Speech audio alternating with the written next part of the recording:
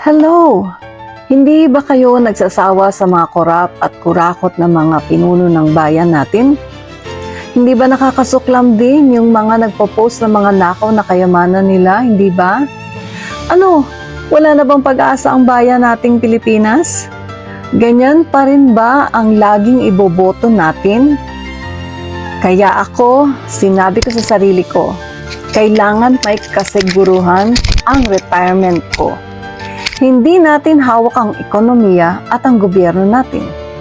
Kailangan magsigurado tayo na kahit ninanakawan nila tayo, merong pa ring papasok sa ating kita na pag pinagtrabahuan natin na marangal, legal na hindi kailanman babawiin sa atin.